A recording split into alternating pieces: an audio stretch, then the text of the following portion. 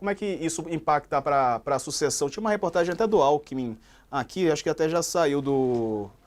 Aqui, ó, Lula precisa passar o cargo para o Alckmin, o que diz a legislação. Submetido a uma cirurgia de emergência por hemorragia intracraniana, o presidente, então, não transferiu o cargo para o vice. Alckmin isso gerou alguns questionamentos, né? Então, uma fonte do Palácio do Planalto informou a agência AFP, a France Press, que, a princípio, Alckmin não assume agendas do presidente. O artigo 79 da Constituição dispõe sobre a substituição e sucessão presidencial, definindo o papel do vice-presidente. Substituirá o presidente no caso de impedimento, para ele, então, assumir essa vaga. Por enquanto, o presidente Lula, apesar de hospitalizado, ainda, segundo a equipe médica, né, ele pode... não precisa, pelo menos neste momento, não tem a necessidade de transferir o cargo. Bom, o Alckmin, Raquel, como é que você vê isso, né? Porque tem uma questão, o Alckmin é uma figura que se alinhou muito e me parece uma figura fiel, leal, diferentemente de outros vices, né, que já ocuparam essa mesma posição em outros governos. De qualquer maneira, há uma certa resistência, me parece, né, a colocá-lo ali no comando, né? Talvez ele tenha posicionamentos um pouco diferentes daqueles dos aliados do presidente Lula, do PT, mais especificamente. Diego Alckmin é leal. O ponto não é esse. Ele já demonstrou isso em outras ocasiões. O ponto é que o Lula só vai se licenciar ou só vai se afastar se o estado de saúde dele piorar, porque não tem clima político para isso. Ele não vai entregar esse discurso para a oposição. Ele precisa manter, se ele quer mesmo ser o candidato à reeleição, e ele quer, e o PT não tem outro nome forte como ele para 2026, isso eu já ouvi de vários petistas, ele não pode entregar esse discurso de que ele está debilitado, que ele está com a saúde debilitada e que ele não tem condições de enfrentar mais um mandato de presidente da República. Agora, isso é o discurso para fora, certo? O discurso que o governo precisa manter e sustentar para fora para fazer a chapa e a candidatura do presidente Lula funcionar, a reeleição dele em 2026. Para dentro, o próprio Lula já tem, me dizem pessoas muito próximas dele, até publiquei sobre isso recentemente, ele sabe da finitude dele, né? Ele tem 79 anos. O José Mujica do Uruguai, líder uruguaio, que, né, conquistou admiração mundial, ele disse recentemente, o Lula tem quase 80 anos e não tem um substituto, essa é a desgraça do Brasil. E é exatamente isso, essa é a questão. E isso passa, por exemplo, pela discussão de quem vai ser o candidato a vice do Lula, né? Vai ser o próprio Geraldo Alckmin? Tem muita gente no PT que diz que não, que o Alckmin pode ser convencido, entre aspas, a concorrer ao governo aqui de São Paulo, que não seria uma disputa fácil com Tarcísio de Freitas. Tem gente dentro do PT que defende uma chapa puro sangue com o Fernando Haddad, exatamente por causa do risco de uma eventualidade de acontecer alguma coisa com o Lula durante o mandato, né?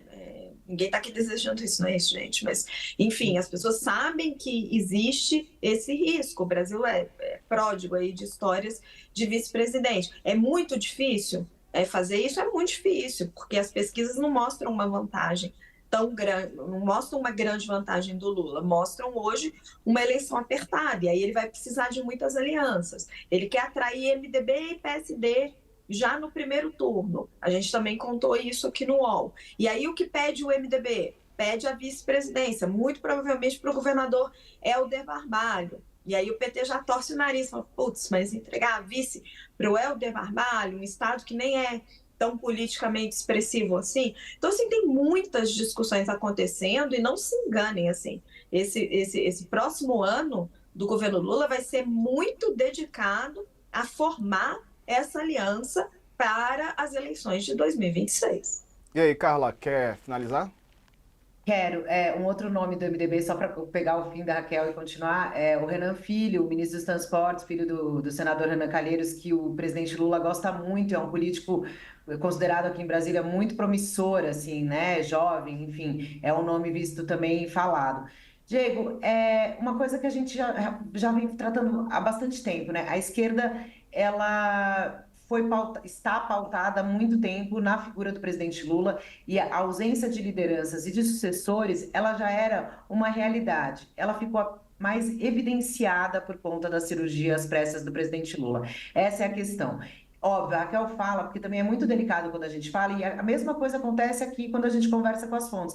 Ninguém está desejando nada de ruim para o presidente Lula, né? A questão é, o próprio presidente Lula, e isso a gente precisa lembrar, quando ganhou muito apertado, uma margem muito apertada para o ex-presidente Jair Bolsonaro, não falava em reeleição, ele falava nessa primeira vitória.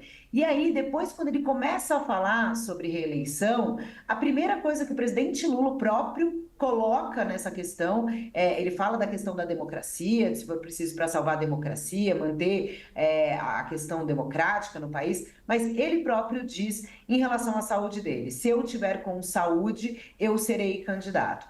E como a saúde do presidente está no momento, digamos, em observação, né? É óbvio que todo mundo, de uma forma extremamente delicada, percebe o problema que está na mesa, o problema que está na mesa para o PT e para a esquerda, né? A direita teve aí, falou nas eleições municipais muito isso, o resultado das eleições municipais muito isso. A direita também teve aí uma fissura, né, um pouquinho aí do bolsonarismo com a figura do Ronaldo Caiado, que depois a gente até, enfim, vai ter notícia aí.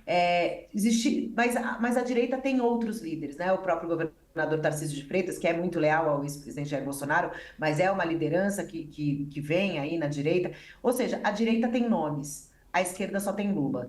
E isso ficou evidenciado, a ausência de um sucessor fica ainda mais latente quando a gente tem um problema de saúde do presidente. E aí, não tem jeito. As conversas aqui em Brasília tá assim, todo mundo falando de reforma ministerial, fazendo milhões de planejamentos, milhões de expectativas, conjunturas, desejos, que todo mundo quer um monte de coisa. O que vai ser, não sabemos.